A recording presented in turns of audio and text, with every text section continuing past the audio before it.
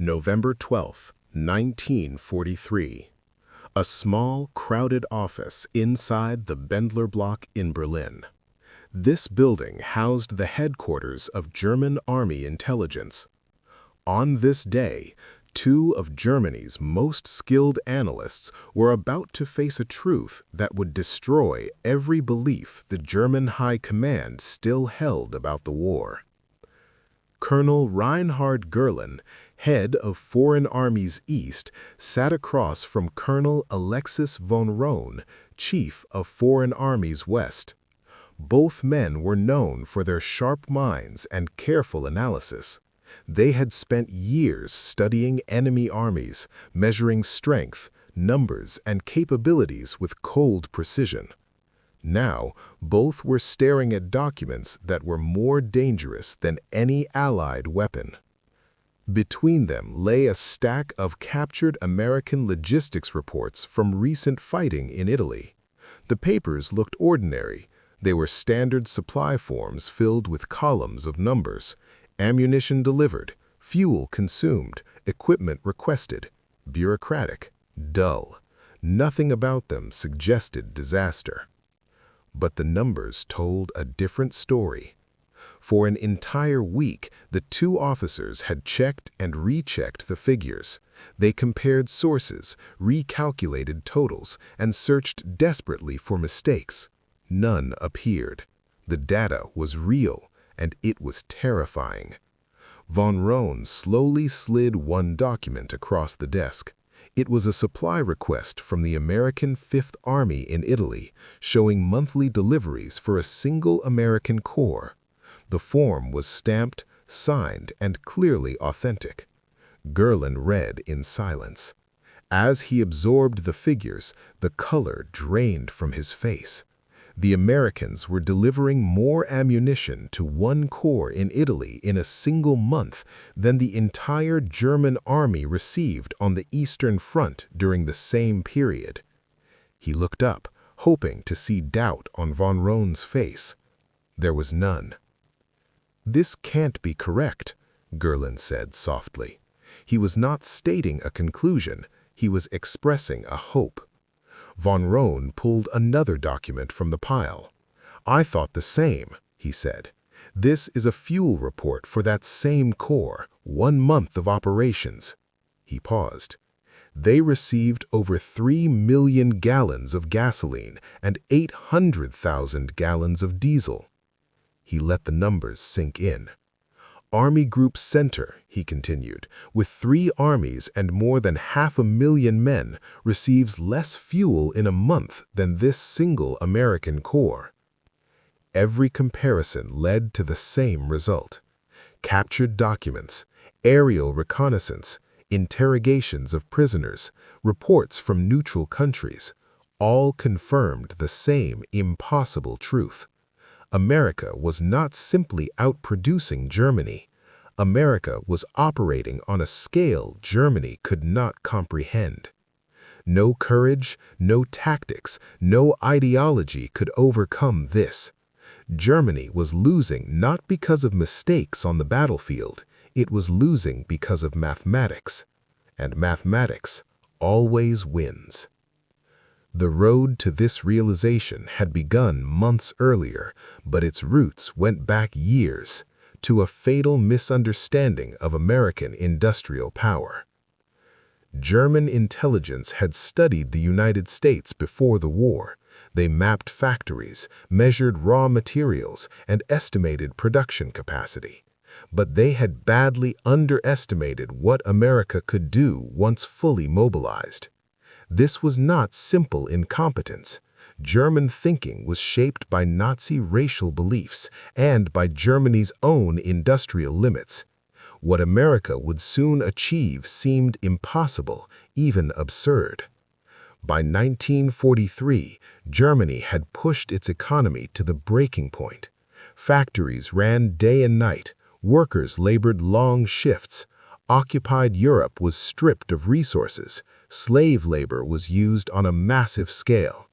Under Albert Speer, weapons production rose sharply, and still it was not enough. Germany had mobilized everything it had and was still falling behind. The great miscalculation began before the war even started. In May 1940, President Franklin Roosevelt announced that the United States would produce 50,000 aircraft per year. Soon, the numbers grew even larger: 185,000 aircraft, 120,000 tanks, 55,000 anti-aircraft guns, and 18 million tons of merchant ships within 2 years. These figures reached Berlin through multiple intelligence channels. German leaders dismissed them instantly. They believed the numbers were propaganda, meant to scare Germany and reassure the Allies.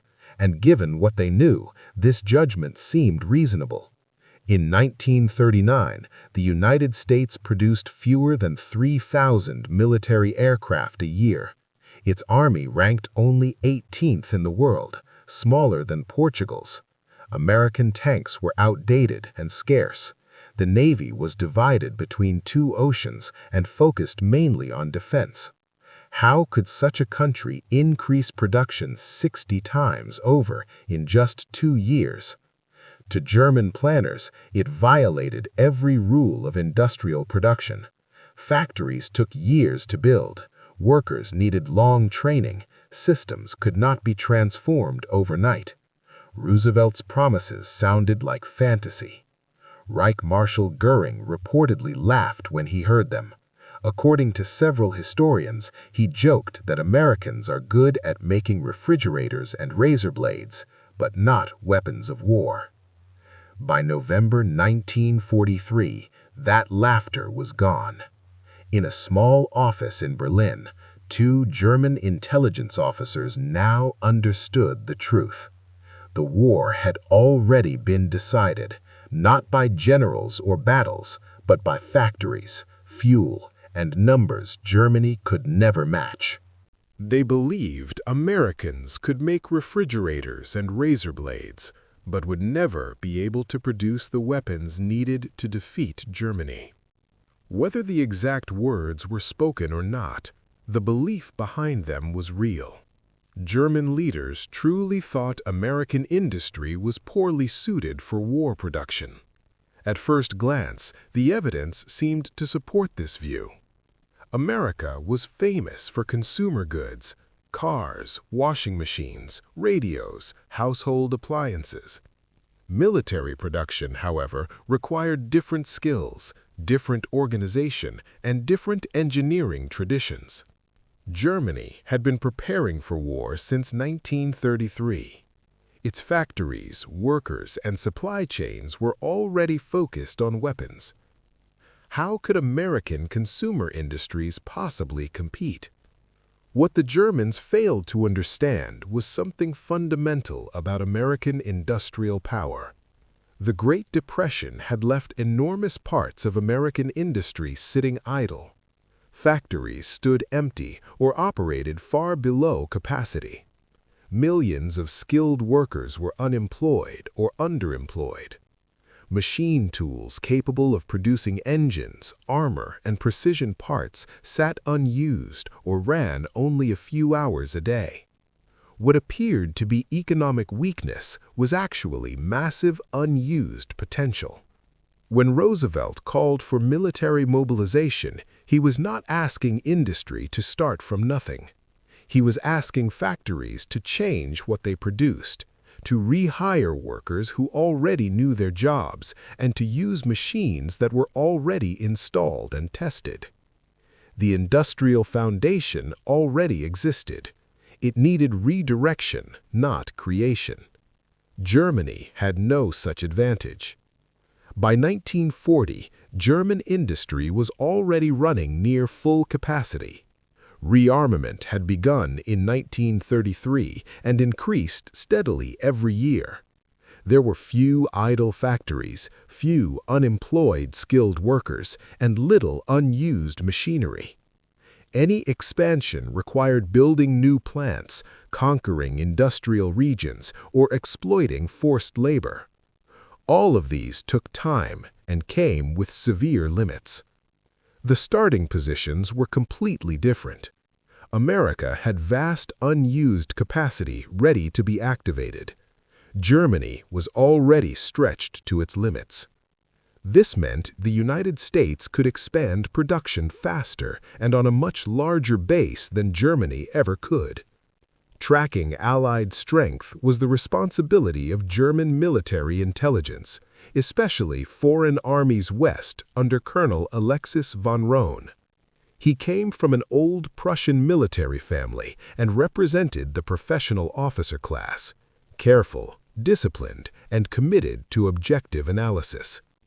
His organization gathered information from every possible source: aerial reconnaissance, radio intercepts, agent networks in neutral countries, interrogation of prisoners, and documents captured in battle. But in 1941 and 1942, as America entered the war, the intelligence picture remained confused.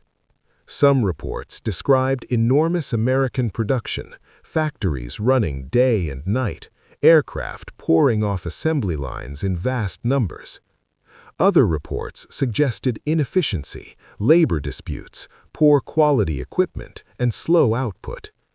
Faced with these contradictions, German leaders chose to believe the reports that fit their expectations. This was not unique to Germany. All military organizations tend to favor information that confirms what they already believe. But in Germany's case, this bias would prove disastrous. After all, Germany was winning in 1941 and early 1942. Poland had fallen in weeks, France collapsed in 6 weeks, Yugoslavia in 11 days. German forces occupied much of Europe and deep parts of the Soviet Union. The Luftwaffe appeared dominant. German submarines were sinking Allied shipping faster than it could be replaced, or so Berlin believed. Why fear a nation that had not fought a major war since 1918? A nation with a small army, outdated tanks, and an economy focused on consumer goods rather than weapons. The first cracks in this confidence appeared in North Africa. On November 8, 1942, American forces landed during Operation Torch. German commanders expected poorly trained troops with inferior equipment, easy to defeat and drive back into the sea. At first, this seemed correct. American units performed badly in early fighting. At the Battle of Kasserine Pass in February 1943, German forces crushed U.S. formations, driving them back more than 50 miles. Over 1,000 Americans were killed, many captured, and large amounts of equipment were seized. German tactical superiority was clear. Yet something disturbed experienced German commanders. The sheer amount of American equipment was unlike anything they had ever seen. American units that suffered heavy losses were fully re-equipped within days, sometimes within hours. Trucks, tanks, guns, ammunition, and supplies kept arriving in endless streams. German victories brought no lasting advantage because American logistics simply absorbed the losses and continued the advance.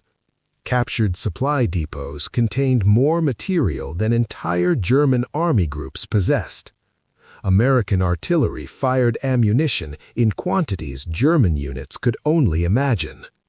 American infantry was motorized to a degree the Wehrmacht had never achieved, even among its elite units. Field Marshal Erwin Rommel, commanding Axis forces in North Africa until March 1943, began sending increasingly worried reports to Berlin. Each American infantry division, he noted, possessed more trucks than an entire German corps. American logistics units controlled vehicle fleets larger than those available to whole German armies. Captured supply depots contained vast stores of food, fuel, ammunition, spare parts, and medical supplies, amounts that seemed wasteful, even shocking by German standards. Rommel, known for his sharp instincts and battlefield realism, understood what this meant. Germany could still win battles, but it could not win a war against an enemy who replaced losses faster than Germany could count them. Rommel, a commander known for tactical brilliance, understood that tactics no longer mattered when facing such overwhelming material superiority. He argued that Axis forces should withdraw from North Africa entirely. Allied control of the air and sea, combined with unlimited supplies, made defeat inevitable no matter how well German units fought. His reports were read, filed, and largely ignored in Berlin. Rommel had a reputation for pessimism. He was known for constantly requesting more resources and emphasizing problems rather than opportunities. His warnings were dismissed as routine complaints from a field commander. Hitler personally rejected Rommel's conclusions, insisting that willpower and superior tactics would overcome numerical disadvantages. The Führer could not accept the idea that factory output and logistics might matter more than ideology or battlefield skill. Intelligence officers, however, could not dismiss the evidence so easily. Throughout 1943, as Germany began losing ground on every front, the amount of alarming data increased rapidly.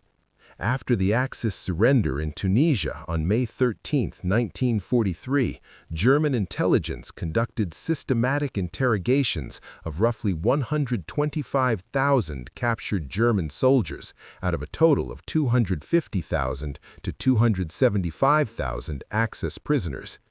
Using standardized questionnaires, intelligence officers sought more than tactical details. They wanted to understand the broader pattern of Allied and especially American military power. The answers were strikingly consistent. Prisoners from every unit and rank described American supply levels that seemed wasteful by German standards. They spoke of full meals thrown away because soldiers did not like the food. They described vehicles abandoned over minor mechanical issues because replacing them was easier than repairing them.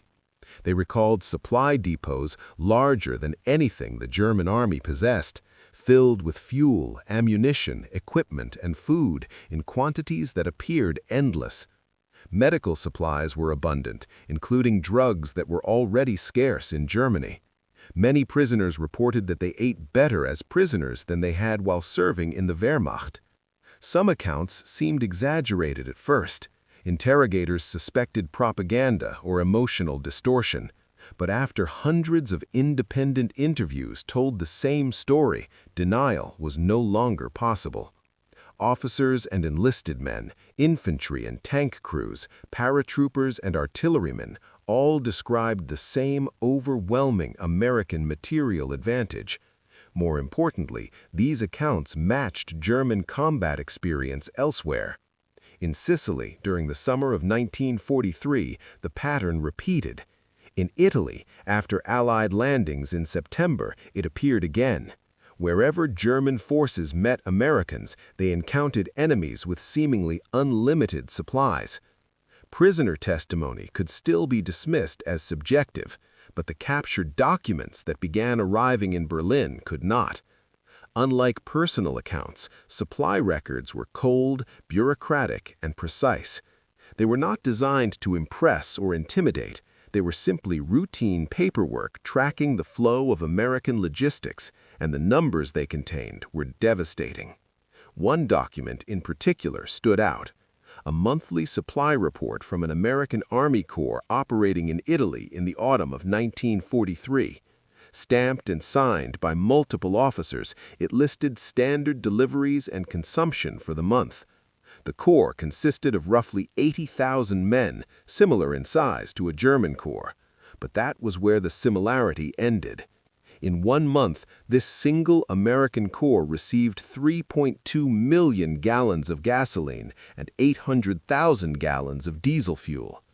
Colonel Gehlen compared this to German fuel allocations on the Eastern Front. Army Group Center, made up of several corps and hundreds of thousands of men, received less total fuel in a month than this one American formation. The difference was not small, it was absolute. The ammunition figures were even worse. The American Corps received 15,000 tons of artillery ammunition in 1 month. A German Corps during the same period received about 2,000 tons, and that was considered sufficient. American artillery was firing at 7 times the German rate, and unlike the Germans, this level of fire could be sustained indefinitely. This was not a temporary buildup for an offensive. It was normal monthly supply for routine operations. The implications were terrifying. American artillery could deliver firepower that would exhaust German ammunition stocks in days and continue without pause. Vehicle replacement data told the same story. In a single month of ordinary operations, the American Corps received 847 trucks, 127 jeeps, 43 tanks, and 68 artillery pieces as replacements. These were not reinforcements, they merely replaced losses and breakdowns. Germany's entire national tank production for that month was lower than the number of tanks this one American Corps received as routine replacements. The mathematics were unavoidable. If one American Corps could be sustained at this level and dozens of such corps were operating across multiple theaters, then American logistics capacity exceeded German production by enormous margins. Colonel Alexis von Rohn approached these findings with the discipline expected of a Prussian officer and professional analyst. He believed evidence mattered more than assumptions. The captured documents provided hard data that could be measured, compared, and verified. He began calculating. If one American Corps consumed resources at this scale, and the United States had deployed dozens of corps across Mediterranean, Pacific, and soon Western Europe, then American industrial and logistical power was far beyond anything Germany could match or even fully imagine. Colonel von Rohn requested further intelligence from American production from every available source. What arrived in the following weeks would remove all remaining doubt. These conclusions were supported by information from many different sources. German agents operating in neutral countries like Switzerland and Sweden sent regular reports. Trade statistics from neutral nations were analyzed for unusual patterns. Technical manuals captured with American equipment listed manufacturers, production dates, and serial numbers. Intelligence officers studied serial numbers from captured vehicles and weapons to estimate production volumes. Open-source information from American newspapers and magazines openly discussed factory expansions and production achievements. Each source had weaknesses. Any one of them could be incomplete or misleading, but when all of them pointed in the same direction, the conclusion became unavoidable. American production was exploding. Tank production provided one of the clearest and most disturbing examples. In 1941, the United States produced about 4,000 tanks. German intelligence had documented this and found it unimpressive. Germany produced more tanks that year, confirming existing beliefs about American weakness. But in 1942, American tank production jumped to roughly 26,600 vehicles, a 6-fold increase in a single year. German analysts initially suspected propaganda or assumed they included trainers and non-combat aircraft. Detailed analysis proved otherwise. These were combat aircraft comparable to German designs. In 1943, the gap widened dramatically. The United States produced about 86,000 aircraft. Germany, despite desperate efforts, produced around 20,600. America was building more than 4 aircraft for every one Germany produced. And in 1944, American aircraft production peaked at over 96,000 planes. German production briefly rose to about 40,000 before collapsing under the impact of sustained Allied bombing. By the end of the war, the United States had produced more than 300,000 military aircraft, exceeding even Roosevelt's ambitious projections from 1940. Air superiority belonged to the Allies not simply because of pilot skill or aircraft quality, but because American factories replaced losses faster than German pilots could destroy them, and faster than German factories could rebuild them. The most devastating comparison, however, involved merchant shipping.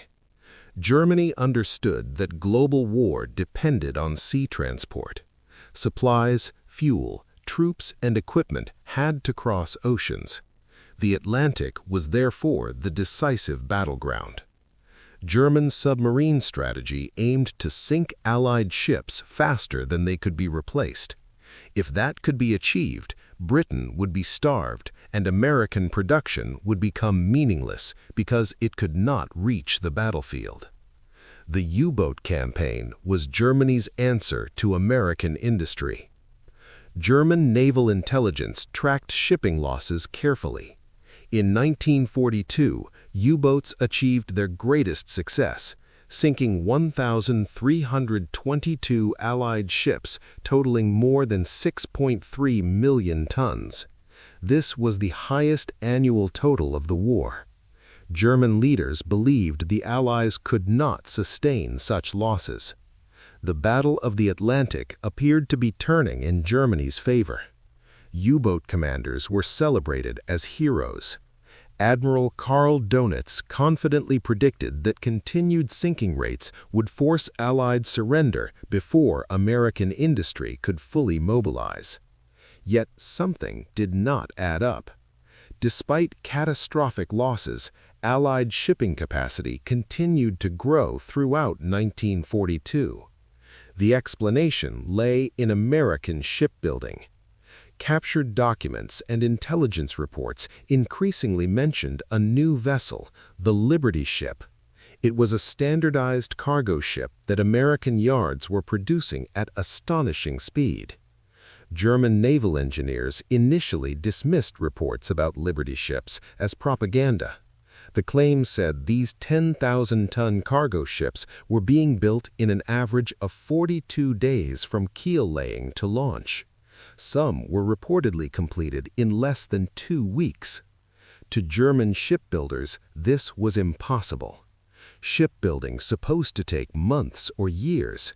Each ship was traditionally custom-built by skilled workers. Even welding a vessel of that size should take weeks. Construction times under 6 weeks violated every principle German shipbuilders believed in. Yet prisoner reports described American ports filled with rows of identical cargo ships. Captured documents referenced Liberty ship serial numbers running into the thousands. Luftwaffe reconnaissance flights photographed American harbors crowded with new vessels. The evidence was no longer deniable. America was not just replacing lost ships, it was burying the U-boat campaign under steel faster than submarines could sink it. American coastal areas, limited though they were photographed repeatedly. German reconnaissance images showed shipyards packed with rows of nearly identical vessels in different stages of construction. Agent reports from neutral countries confirmed massive expansion in American shipbuilding capacity. Colonel von Rönne requested a formal technical assessment from German naval intelligence.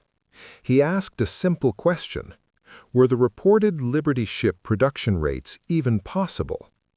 The answer was deeply unsettling. German naval experts confirmed that the Americans were, in fact, building Liberty ships at the reported speeds by completely changing how ships were made. Instead of traditional riveting, American shipyards used welding throughout. Welding was faster and required less highly trained labor.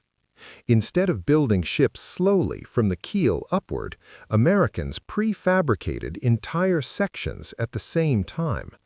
Bow sections, sterns, decks, engine rooms, each was built separately and simultaneously, then assembled like enormous building blocks. They applied assembly line methods borrowed from automobile factories, something never before used at this scale in shipbuilding. Entire shipyards were designed specifically for Liberty ships, rather than adapting older facilities.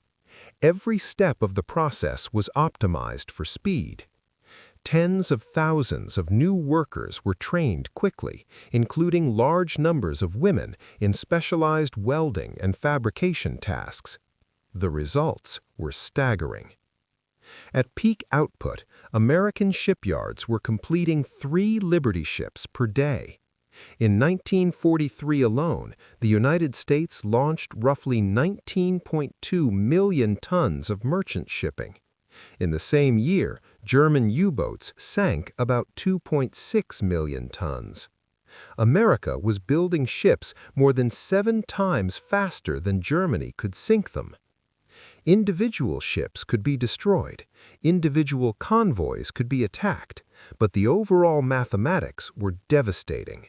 Even if U-boats achieved perfect success on every patrol, American production would still overwhelm losses. The Battle of the Atlantic was being lost not because of failures in German tactics or courage, but because of arithmetic. Germany simply could not sink ships fast enough. 2 Liberty ships made this reality impossible to ignore. The SS Robert E. Peary was built in just 4 days and 15.5 hours in November 1942. The SS Joseph N. Teal was completed in 10 days that same year. German naval intelligence officers initially assumed these claims were propaganda, but multiple independent sources confirmed both ships existed and the construction times were real. The U.S. Maritime Commission later acknowledged these were special demonstration builds designed for publicity and made possible by extensive prefabrication beforehand and additional work after launch. These extreme records were not repeated because they were inefficient for normal production. But even with those caveats, the implication was undeniable. If American shipyards could build full ocean-going cargo ships in days rather than months, Germany could not compete. By late 1943, these revelations were arriving in Berlin one after another, each confirming the last. German strategic planning was being hammered relentlessly by evidence of American industrial dominance. Colonel Galen, responsible for the Eastern Front, began studying American industry directly. He examined technical publications, pre-war industrial surveys, trade journals, and open-source American newspapers. What he found explained how this production was possible, but made Germany's situation even more hopeless. The imbalance was fundamental. The United States controlled roughly 41% of the world's industrial capacity. Germany, even after conquering much of Europe and exploiting the factories of France, Belgium, and Czechoslovakia, controlled perhaps 12%. But raw percentages did not tell the full story. American industry operated on a scale and with an efficiency German industry could not match, even at maximum effort. The differences were structural, not ideological. A captured American technical manual on tank production proved especially revealing. It described operations at the Chrysler Tank Arsenal in Detroit. The factory employed around 10,000 workers producing M4 Sherman tanks on true assembly lines, modeled directly on automobile manufacturing.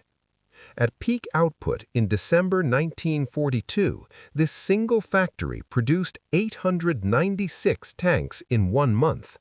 Sustained production levels ranged from 600 to 800 tanks per month.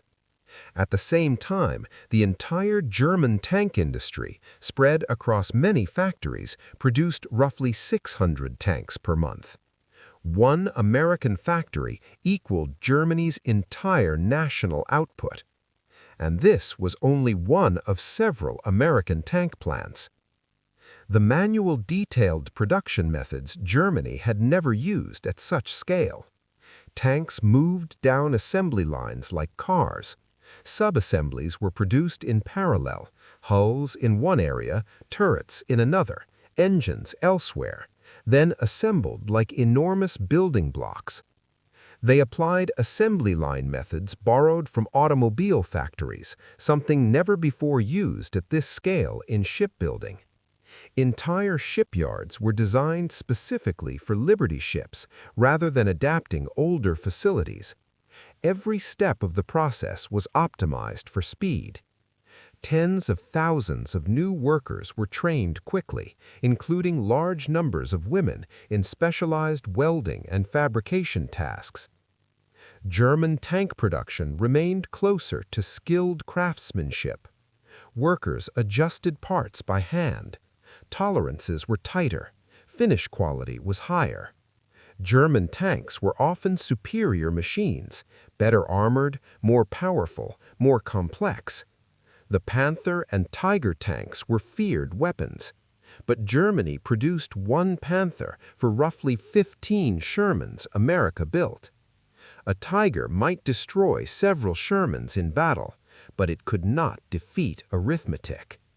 If America could send 15 tanks for every one Germany deployed, quality no longer mattered. By late 1943, German intelligence officers understood the truth they could no longer escape. Germany was not losing because its soldiers lacked courage or skill. It was losing because it was fighting an enemy with an industrial base so vast that resistance had become mathematically impossible. American tank production did not depend on a single factory or company.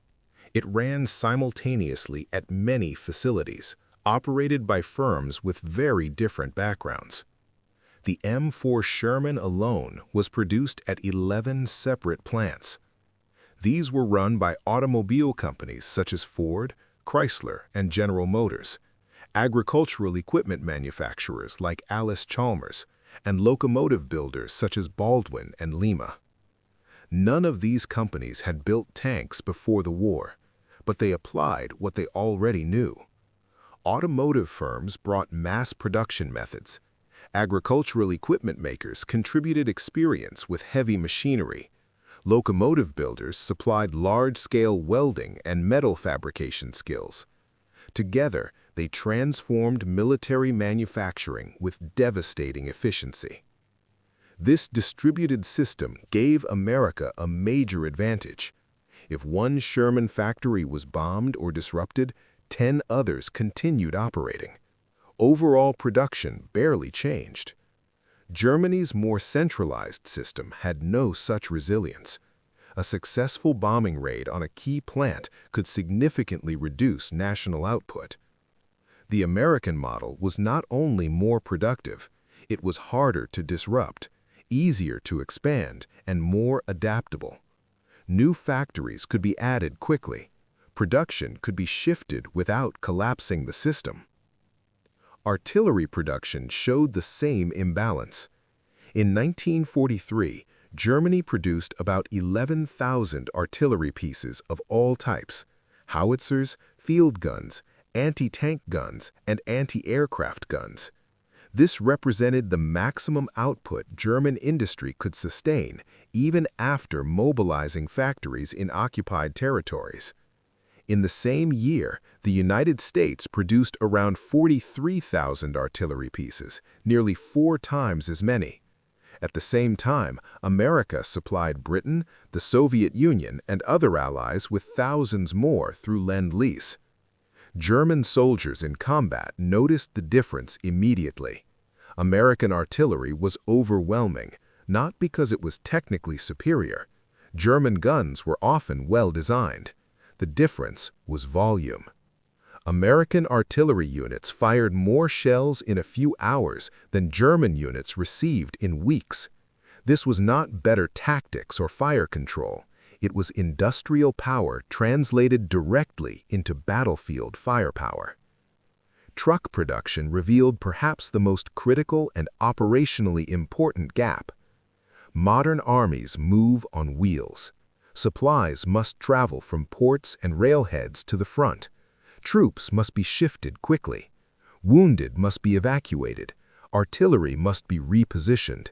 In modern warfare, mobility depends on motor vehicles. The Wehrmacht remained partially horse-drawn throughout the war. Hundreds of thousands of horses hauled artillery, supplies, and equipment. This was not tradition or preference, it was necessity. Germany simply did not have enough trucks. In 1943, Germany produced about 100,000 trucks. These had to serve both military and essential civilian functions. The Wehrmacht never achieved full motorization. Most infantry divisions relied on horses for transport. Only elite formations like panzer divisions were fully motorized, and even they often lacked sufficient vehicles. The United States produced about 620,000 trucks in 1943, almost all for military use. Through Lend-Lease, America delivered over 427,000 trucks to the Soviet Union alone during the war. That was more than Germany produced in total for all purposes during the entire conflict. Every American infantry division had more transport capacity than a German panzer division. American logistics units controlled vehicle fleets larger than those available to entire German armies. This difference had direct battlefield consequences. American forces could concentrate supplies rapidly for major offensives. When they advanced, they maintained supply lines using massive motor transport operations that delivered fuel, ammunition, food, and spare parts without pause. After the Normandy invasion, this capability was demonstrated on an unprecedented scale. The Red Ball Express was created to supply advancing Allied armies when standard supply systems fell behind. At its peak, the operation used nearly 6,000 vehicles running in continuous convoys on dedicated one-way roads. On August 29, 1944, it moved over 12,000 tons of supplies in a single day, with sustained daily averages around that level. This single supply operation delivered more tonnage per day than the entire German army in Western Europe received through all sources. German commanders studying intelligence reports understood they were witnessing something entirely new. The Red Ball Express was not America's primary logistics system. It was an emergency measure. Yet even as a backup, it exceeded German logistics capacity. When German forces attempted similar operations, they faced fuel shortages, breakdowns, air attacks, and organizational problems. American convoys faced the same challenges, but simply overwhelmed them through scale. If one truck failed, another replaced it. If one convoy was attacked, another followed. Material superiority turned serious problems into minor inconveniences. Captured documents also revealed the scale of American petroleum production, and this was devastating for German planners. Germany suffered fuel shortages from the beginning of the war. It had almost no domestic oil. It relied on synthetic fuel made from coal and imported oil from Romania. Synthetic fuel production consumed enormous resources and electricity. Romanian oil required control of the Balkans and vulnerable supply routes. German operations were always limited by fuel. Strategic decisions often depended more on available fuel stocks than battlefield conditions. The 1942 offensive towards the Caucasus was driven largely by the need to seize Soviet oil fields. America, by contrast, swam in fuel. And this final imbalance made all others permanent. It was not about territorial ambition or strategic positioning.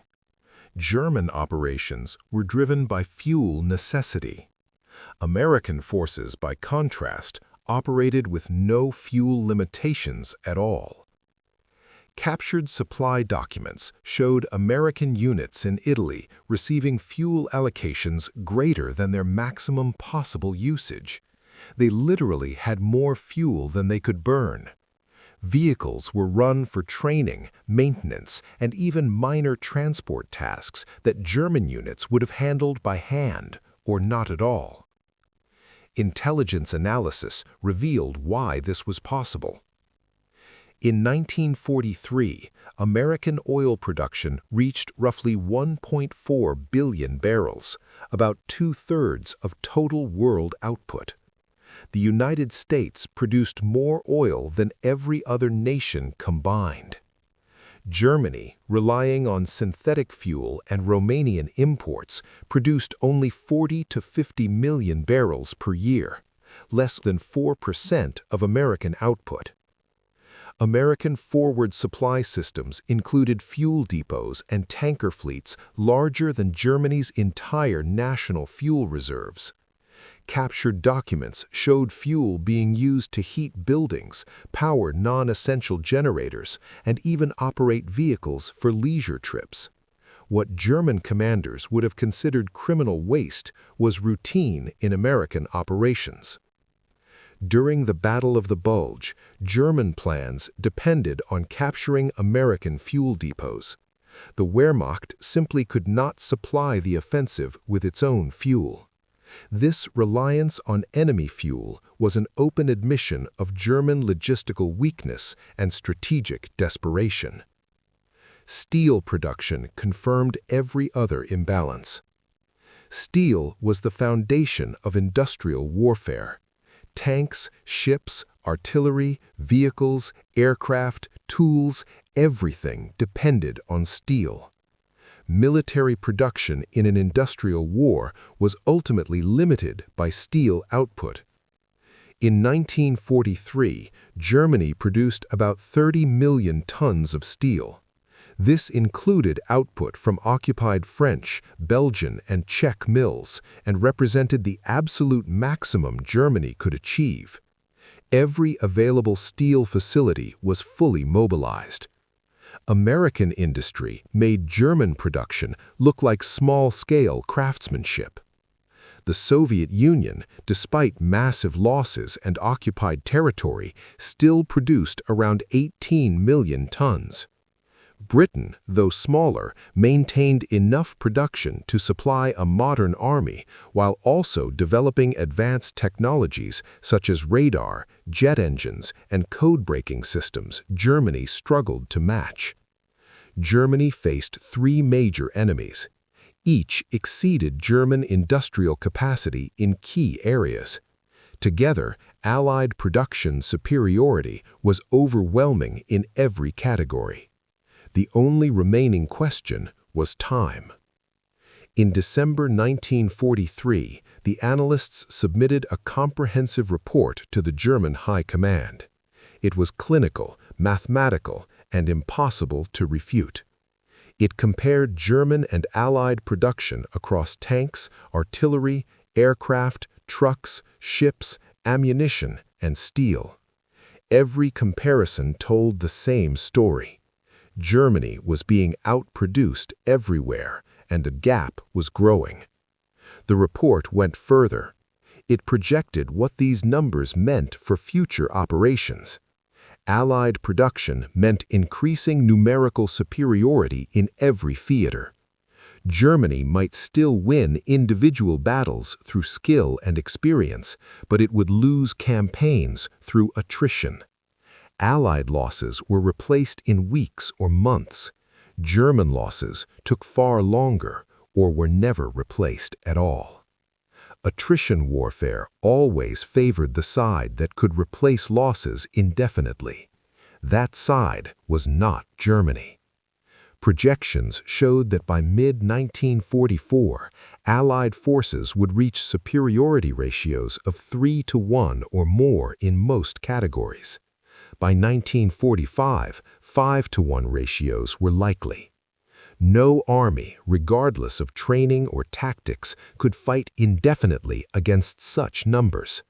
Quality advantages became meaningless when facing 5 times as many enemy weapons. Even if German forces won every engagement, cumulative losses would eventually destroy the Wehrmacht. Manpower was limited, industry was constrained, territory and resources were shrinking. The direction was unavoidable. The report concluded with a single, silent truth. The war could no longer be won. The analysis made one thing clear. Mathematically, Germany could not win the war given the current industrial balance. This was not defeatism or opinion. It was objective, data-driven assessment. The analysts expected the High Command to use it to make realistic strategic decisions.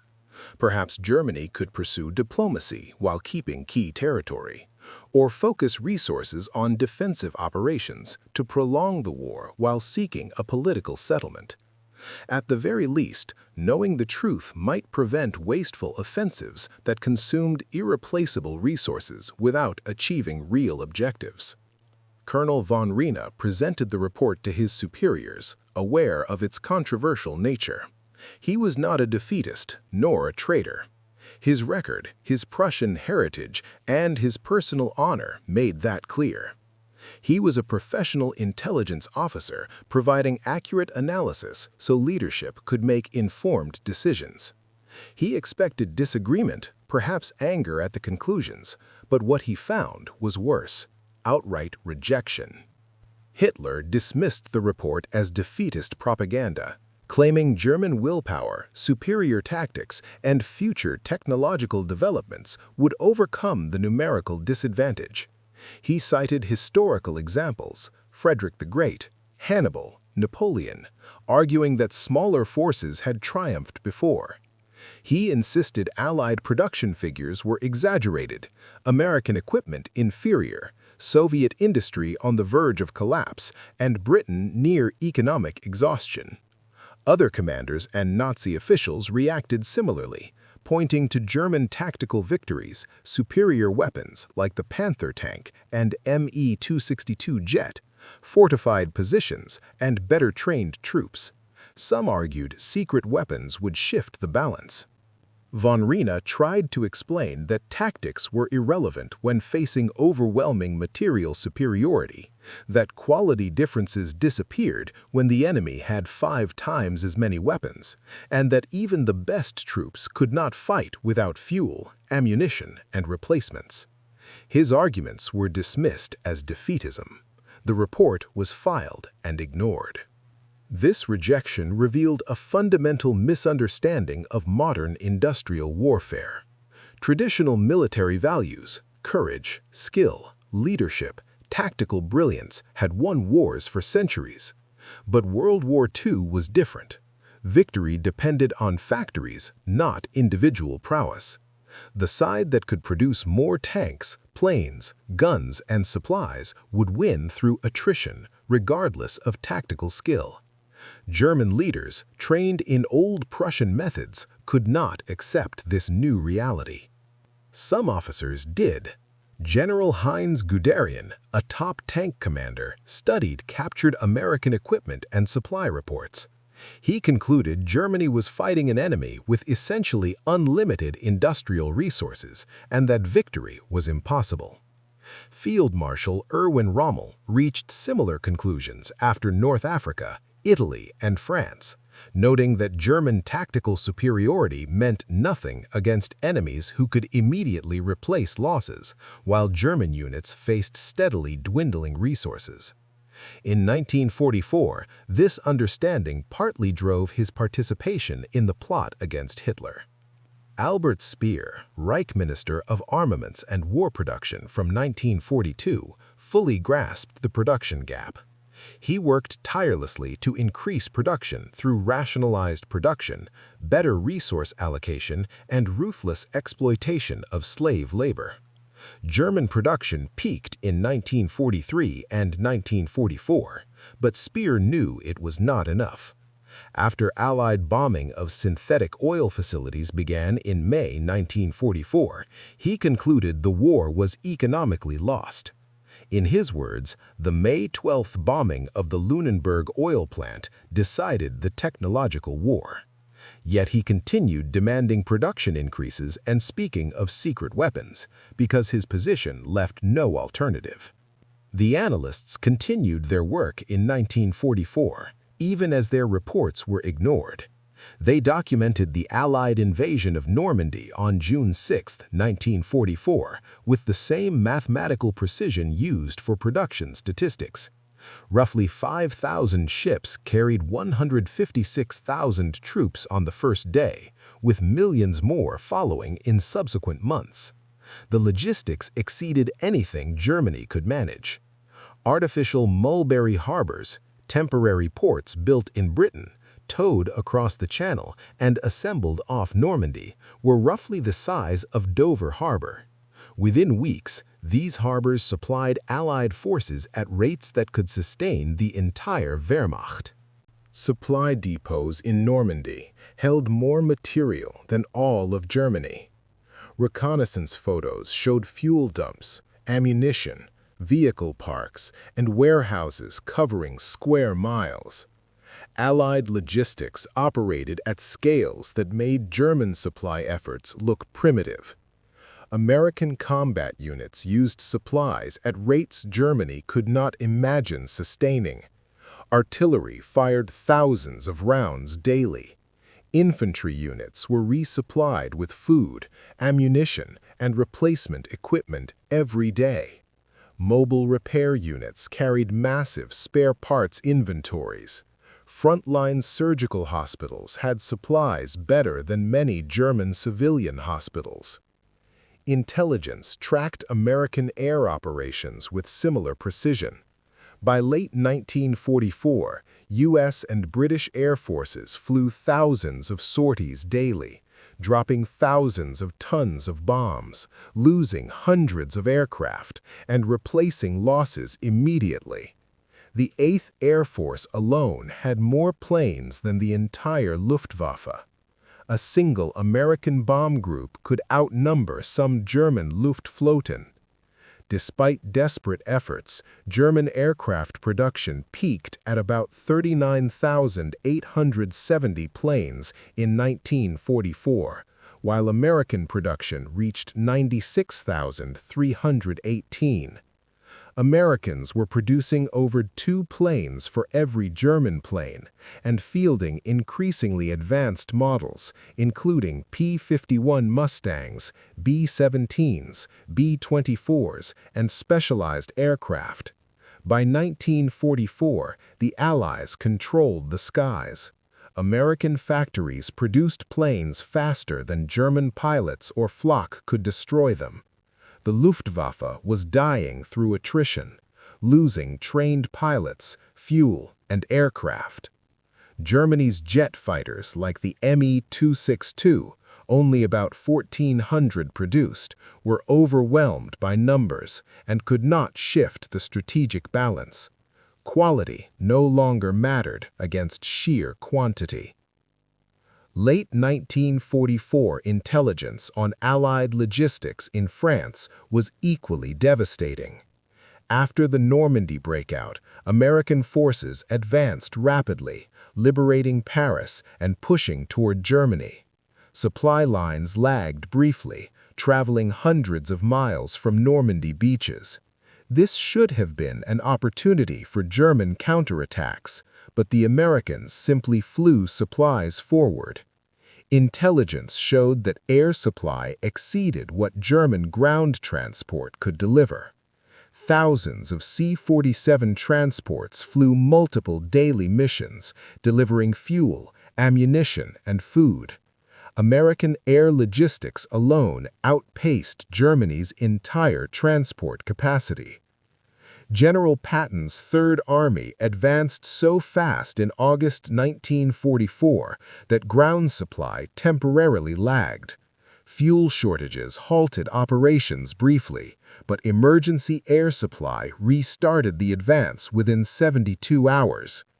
German intelligence calculated that the tonnage flown in a single week exceeded what the Luftwaffe could transport in a month, even at full strength. By late 1944, the Luftwaffe was a fraction of its former size, rationing fuel and losing aircraft faster than replacements arrived. By late 1944, intelligence showed not just American superiority, but its consequences for Germany's survival.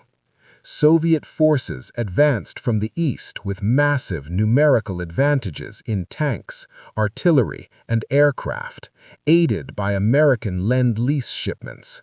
400,000 trucks, 12,000 armored vehicles, 11,000 aircraft, and enormous supplies of food, fuel, and raw materials. From the west, British and American forces advanced with complete air superiority and overwhelming logistics. German troops still fought skillfully, inflicting heavy casualties, but strategic defeat was inevitable. The Ardennes offensive in December 1944 highlighted this reality. German forces achieved surprise, tactical success, and captured territory initially, seemingly validating Hitler's faith in willpower and skill. But the offensive was doomed from the start. German plans relied on capturing American fuel depots to supply the attack. The Wehrmacht could not provide enough fuel through its own logistics. Hitler himself stated that capturing Allied depots was essential. Camp Grupper Piper, the armored spearhead, targeted an American fuel depot at Stavelot within 1,000 feet before Allied forces could destroy it. This reliance on enemy supplies revealed German strategic desperation and the overwhelming impact of Allied industrial and logistical superiority. Relying on enemy supplies revealed Germany's logistical weakness and strategic desperation. No successful military operation should depend on seizing enemy resources. The High Command's approval of such a plan showed how disconnected their strategy had become. Once American forces recovered from the initial surprise and applied their material superiority, the German offensive collapsed within weeks. American units that suffered heavy losses were reinforced and resupplied within days. The 101st Airborne Division, surrounded at Bastogne, was sustained by air supply while armored forces fought through to relieve them. German troops that advanced quickly found themselves immobilized by fuel shortages, under constant air attack, and facing reinforcements arriving faster than anticipated. The offensive consumed Germany's last operational reserves, fuel, armor, and experienced troops with no strategic gain. Analysis of the Ardennes confirmed earlier intelligence assessments. American losses, about 19,000 killed, 47,500 wounded, 23,000 captured, were quickly replaced. German losses, around 12,000 killed, 38,000 wounded, 30,000 captured, were irreplaceable. Experienced troops, destroyed tanks, and consumed fuel could not be replaced. The battle showed that German skill and initial success meant nothing against enemies who could absorb losses while Germany steadily declined. Colonel Alexis von Rona did not live to see Germany's defeat. Arrested in July 1944 for minor connections to the July 20th plot against Hitler, he was executed on October 12, 1944. Von Rona had accurately analyzed enemy capabilities for years and even passed some deceptive Allied intelligence to Hitler, unknowingly aiding the Allies. His death symbolized Nazi Germany killing the messenger of truth. Colonel Galen survived the war. In its final months, he preserved foreign armies' East files, hiding them in the Bavarian Alps. After Germany's surrender, he shared these documents and his expertise with American forces. His analysis later shaped West German intelligence. The story of German intelligence during World War II highlights a lasting lesson. In modern total war, industrial capacity determines victory. Courage, skill, tactics, and ideology matter, but they cannot overcome overwhelming material disadvantage. The Germans learned this through captured American supply records, production statistics, and careful analysis. Their repeated warnings in 1943 and 1944 were ignored because accepting them meant accepting inevitable defeat.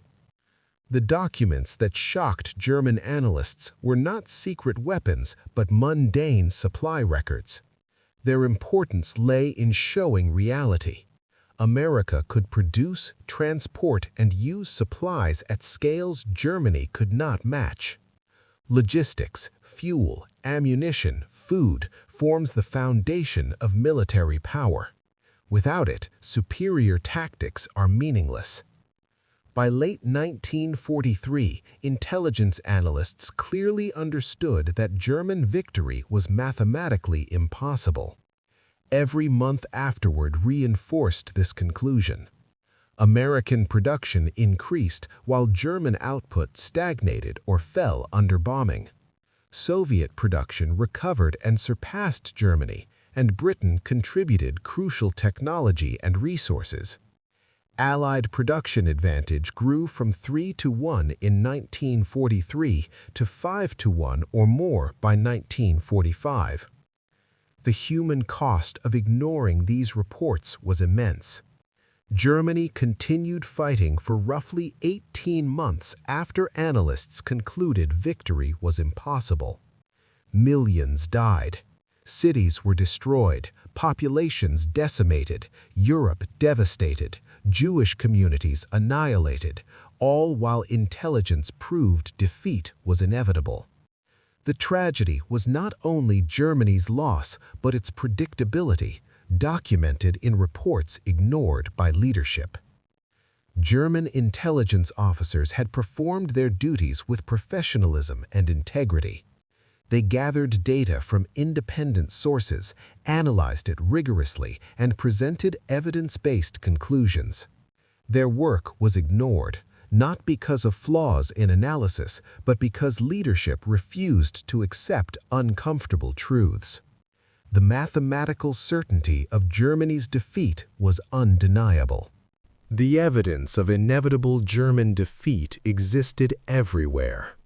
It appeared in captured supply manifests showing American corps receiving more material than entire German armies.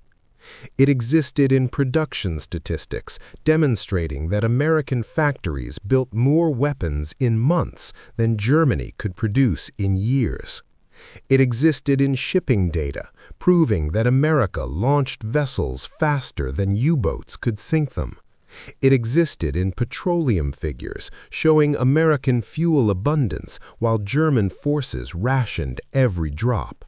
It existed in steel production, showing Allied output exceeding Germany's by 5-1. It existed in truck production, revealing American logistics capabilities that made German operations seem primitive. The proof was comprehensive, verified from multiple independent sources, mathematically undeniable, and yet systematically ignored by those with the power to act on it. Looking back 80 decades later, German intelligence assessments from 1943 and 1944 appear both prescient and tragically futile. The analysts were correct in every major conclusion. Victory was impossible given the industrial balance. The mathematics of attrition made defeat inevitable. No amount of tactical skill could overcome such fundamental material disadvantage. But this knowledge changed nothing because German leadership chose to believe in willpower, ideology, and historical destiny rather than arithmetic. The war continued until Germany's complete military collapse, until cities lay in ruins, until millions more were dead, until the Third Reich was utterly destroyed, until the evidence of defeat was written not in captured documents but across occupied territory and unconditional surrender. The lesson transcends World War II. Accurate intelligence is worthless if leadership refuses to accept unwelcome conclusions. Systematic analysis means nothing if decisions are guided by ideology rather than evidence. Professional competence is irrelevant in the face of willful blindness. German intelligence provided accurate assessments of enemy capabilities and probable outcomes. German leadership chose fantasy over reality, with catastrophic results that could have been limited or mitigated through earlier acceptance of mathematical truth. Wars between industrial powers are fundamentally economic contests, won in factories before outcomes are decided on battlefields. This principle was proven definitively in World War II. By late 1943, German analysts understood this truth. They documented it meticulously, presented it clearly, and repeatedly warned that continued fighting would only increase the magnitude of ultimate defeat without changing the outcome. Their warnings were ignored, and the cost was measured in millions of lives, destroyed cities, and Germany's total destruction as a nation-state. Captured American supply charts and logistics documents from May 1945 represented evidence of a simple but decisive reality. America could produce, transport, and consume military supplies at scales Germany could not match.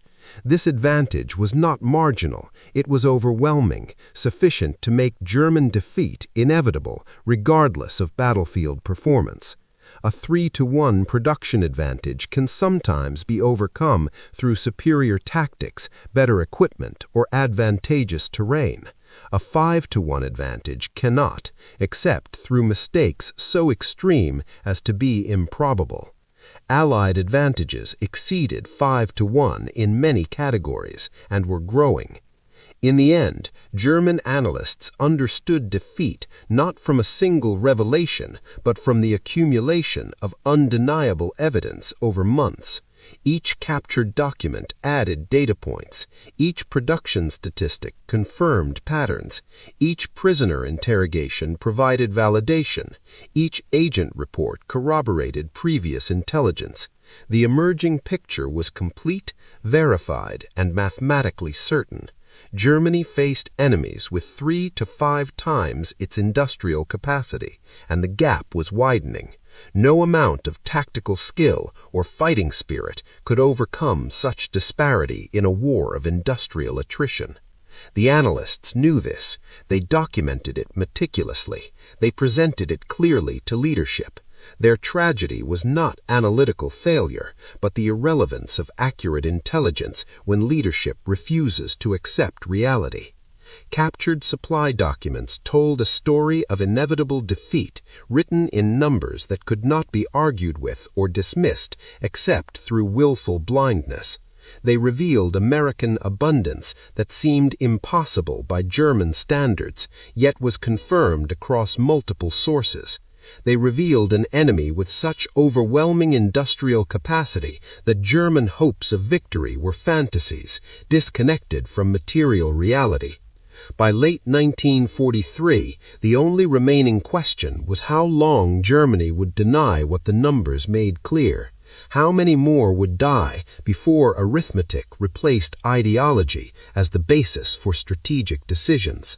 That question was answered on May 7, 1945, when Germany surrendered unconditionally, defeated not primarily by military force, but by the mathematical certainty that industrial capacity determines victory in modern war.